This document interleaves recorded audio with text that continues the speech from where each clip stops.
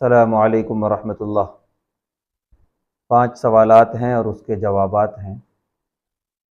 पहला सवाल ये है कि मरने से पहले कब्र फिक्स कर लेना। कह रहे हैं कि दादी का इंतकाल हुआ, उसके बाजू एक कब्र जो है एक जगह महफूज कर ली गई दादा के लिए, जबकि दादा अभी ज़िंदा हैं। जवाब ये है कि अपनी कब्र के लिए जगह महफूज कर लेना, रख लेना, ये कोई गुनाह की बात नहीं है। एक तरह से मरने की तैयारी में ही आता है। हाँ, अगर बहुत जगह की किल्लत है और हमने जगहें महफूज करके रख ली, अब लोगों का इंतकाल हो रहा है और दफन करने को जगह नहीं मिल रही है, तो ऐसे में उलमा ने लिखा है कि अपनी जगह दे दी जाए दूसरे मरहूमीन को।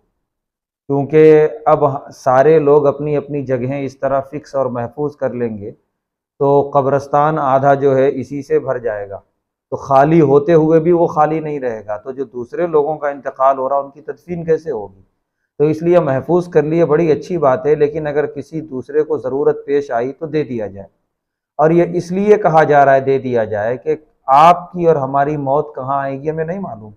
वमा तदरी नफ्सुम बिअय्यि अर्ज़िन तमूत, कुरान में अल्लाह ने कहा कि कोई भी इंसान कहाँ मरेगा, उसकी मौत कहाँ आएगी वो नहीं जानता। हो सकता है हमने कब्र यहाँ महफूज कर ली, हमारी मौत किसी दुनिया के दूसरे इलाके में आ जाए, तो इसी वजह से यहाँ हमारा मरना यकीनी नहीं है। कब्र हमने महफूज कर ली, कोई बुरी बात नहीं है, मरने की तैयारी कर ली, लेकिन यहाँ मरना यकीनी नहीं है। इसीलिए कोई यहाँ अगर मर गया है और उसको ज़रूरत है कब्र की, दूसरी जगह खाली नहीं है, तो उसको दे दिया जाए, तो ऐसा करना कोई हरज की बात नहीं है। दूसरा सवाल ये है, एक साहब ने सवाल किया है, नौजवान दोस्त ने, एक ख़ास जगह का नाम लिखा है कि वहाँ पर जो है बहुत बदनज़री होती है और वहाँ पर जो है नामहरम लड़कियों का हुजूम रहता है। तो नौजवान ने कहा कि मैं वहाँ पहले गुज़रा करता था, तो वहाँ पर जो है बदनज़री होती थी और बेहयाई के जज्बात दिल में पैदा होते थे, लेकिन जो है अल्हम्दुलिल्लाह अब बहुत हद तक मैं कंट्रोल कर रहा हूँ।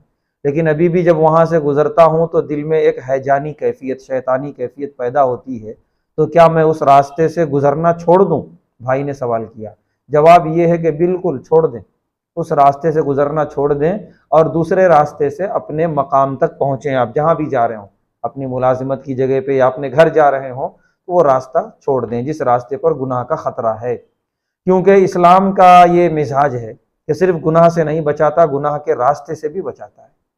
चुनांचे जब शराब हराम हुई थी तो अल्लाह के नबी सल्लल्लाहु अलैहि वसल्लम ने उन बर्तनों से भी मना कर दिया था जिन बर्तनों में शराब बनाई जाती थी, कि बर्तनों का इस्तेमाल मत करो, बर्तन देखोगे शराब याद आएगी। तो इसी तरीके से आप उस रास्ते से जाएंगे, शैतान को मौका मिलेगा आपको बहकाने का। तो इसीलिए वो रास्ता ही तर्क कर दें, जब तक कि बिल्कुल आपका दिल साफ सुथरा ना हो जाए, तब तक के लिए आप वो रास्ता छोड़ दें हमें घर जाने के लिए। उसके बाद तीसरा सवाल ये है कि हम कुरान करीम की तिलावत करते हैं रोज़, अब इतने में रमज़ान शरीफ आ रहा है, तो हम इसी तरह पढ़ते रहें या रमज़ान के लिए शुरू से कुरान पढ़ें फिर?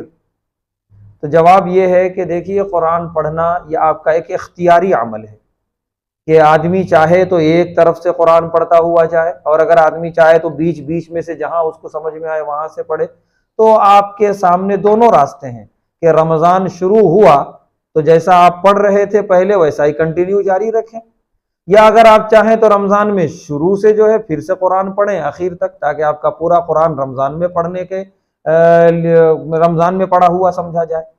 बहरहाल दोनों आपके सामने रास्ते हैं, अलबत्ता फ़र्क सिर्फ ये है रमज़ान में पढ़ने का सवाब बहुत ज़्यादा है। आम दिनों में एक हर्फ पर 10 नेकी है और रमज़ान में एक नेकी का बदला 70 है, तो एक हर्फ पे 700 नेकी हो गई। तो नेकियों में इजाफा है। कुरान की खूब तिलावत हो, सारे हजरात खूब तिलावत करें रमज़ान में कुरान की, और इख्तियार है जैसा पढ़ रहे थे उसी तरह कंटिन्यू जारी रखें या फिर शुरू से पढ़ें, दोनों रास्ते आपके सामने हैं। उसके बाद चौथा सवाल ये है, एक भाई ने सवाल किया है कि जॉब करता हूँ और जब नमाज का वक्त होता है तो मस्जिद आ जाता हूँ नमाज पढ़ने के लिए।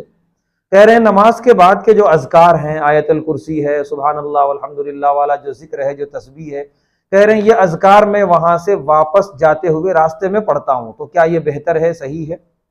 जवाब ये है कि अगर वाक़ईतन आपको बड़ी जल्दी होती है, क्यों, और जल्दी रहती भी है, जब आदमी काम छोड़ के मस्जिद आता है तो जल्दी वापस जाना भी रहता है, तो ऐसी सूरत में उलमा ने लिखा है कि रास्ते में भी वो जिक्र कर सकते हैं और जाकर उस जगह पे बैठ के भी, जहां जॉब कर रहे हैं वहां बैठ के भी जिक्र कर सकते हैं, आपको इंशाअल्लाह पूरा सवाब मिलेगा। लेकिन अगर आपके पास वक्त है, कोई जल्दी नहीं है, तो मस्जिद में बैठ के जिक्र कर सकते हैं। तो दोनों रास्ते आपके सामने मौजूद हैं, शरीयत में इस सिलसिले में कोई सख्ती नहीं है, अल्हम्दुलिल्लाह। उसके बाद एक सवाल ये है, पांचवा सवाल भाई ने किया है कि सना जो पढ़ते हैं नमाज के शुरू में सूरह फातिहा पढ़ने से पहले, सुबहानक अल्लाहुम्मा व बिहम्दिका, तो ये सिर्फ फर्ज नमाज में है या तमाम नमाजों में है? तो जवाब ये है कि ये तमाम नमाजों में है, फर्ज में भी है, वाजिबात में भी है, सुन्नतों में भी है, नवाफिल में भी है, सब में सना पढ़ना है। जज़ाकल्लाह खैर।